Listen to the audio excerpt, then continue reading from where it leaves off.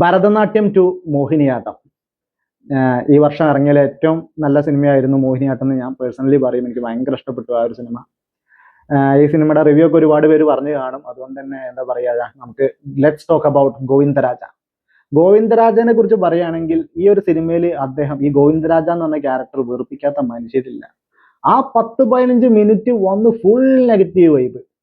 അതായത് ഈ മനുഷ്യൻ എങ്ങനത്തെ ക്യാരക്ടറാന്ന് ചോദിച്ചാൽ, ആരെ പറ്റിച്ചിട്ടായാലും തട്ടിച്ചിട്ടായാലും സ്വന്തം കീശ നിറയ്ക്കുക, സ്വന്തമായിട്ട് മുതലുണ്ടാക്കുക, അങ്ങനെ ഒരു നൈസ് ക്യാരക്ടർ എന്ന് പറയേണ്ടി വരും. എന്ന് വെച്ചാൽ ഇയാൾ പറ്റിക്കാത്തൊരു മനുഷ്യനില്ല.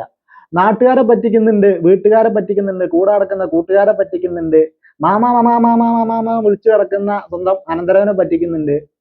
അങ്ങനെ എല്ലാവരെയും പറ്റിച്ചിട്ട് സ്വന്തമായിട്ട് മുതലുണ്ടാക്കുക. അതിനായിട്ട് ഏതറ്റം വരെയും പോവുക. ഒരു തെറ്റ് മറയ്ക്കാൻ വേണ്ടിയിട്ട് 30 ലക്ഷം ചോദിച്ചാൽ പോലീസുകാരനെ വെച്ചിട്ട് 1.5 കോടി കൂട്ടുകാരുടെ അടുത്ത് വാങ്ങാൻ നോക്കുക. അപ്പോ ഇങ്ങനെയൊക്കെയാണ് ഇതിന്റെ ഒരു പോക്ക്. അപ്പൊ അയാളുടെ ഒരു ലെവല്, അതാണ് എനിക്ക് ഈ ഒരു ക്യാരക്ടറിനെ കുറിച്ച് പറയുമ്പോൾ അയാളുടെ ഒരു ലെവല് ആലോചിക്കുമ്പോഴാണ്. ഇതെന്താ പറയാന്ന് വെച്ചാൽ, ഈ ക്യാരക്ടറിനെ കാണാതാവുമ്പോൾ ഒരു മനുഷ്യന് ഇയാളെ വേണ്ട. സ്വന്തം ഭാര്യ പറയുന്നത് എന്താ വെച്ചാല്, 7 ദിവസം എനിക്ക് സമാധാനം ഉണ്ടായിരുന്നു എന്നാണ്. അത്രയും ദിവസമായി ഞാൻ സമാധാനത്തോടെ ഇരിക്കുന്നുണ്ട് എന്നാണ് ഇയാളെ കാണാതായിട്ട് പോലീസുകാരോട് ഇയാളുടെ ഭാര്യ പറയണത്.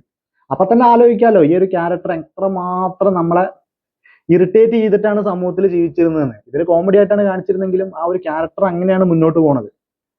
പിന്നെന്താ പറയാന്ന് വെച്ചാല്, ഈ കർമ്മ ഇസ് എ ബൂമറാങ് എന്ന് പറയുന്ന പോലെ അയാൾ അറിയിച്ച മരണമാണ് അയാൾക്ക് കിട്ടിയതെന്ന് തോന്നും ഈ ഒരു കഥ ഇങ്ങനെ നറേറ്റ് ചെയ്ത് പോകുമ്പോൾ. പല സന്ദർഭങ്ങളിലും ഇയാള് കുക്കർ ഗിഫ്റ്റ് കൊടുക്കുന്നുണ്ട് ഈ ഒരു ശശിയുടെ കുടുംബത്തിന്. ആ കുക്കറിൽ വെച്ചിട്ട് തന്നെയാണ് അയാളുടെ അവസാനം ആളെ വേവിക്കുന്നത്. അപ്പോ എന്താ പറയാ വെച്ചാല്, എനിക്ക് ആ ഒരു ക്യാരക്ടർ ഭയങ്കരമായിട്ട് ഇഷ്ടപ്പെട്ടു. അങ്ങനെയുള്ള ക്യാരക്ടർ ഒന്നും ശരിക്കും ഉണ്ടാവരുതെന്ന് പ്രാർത്ഥിക്കാം. That's it.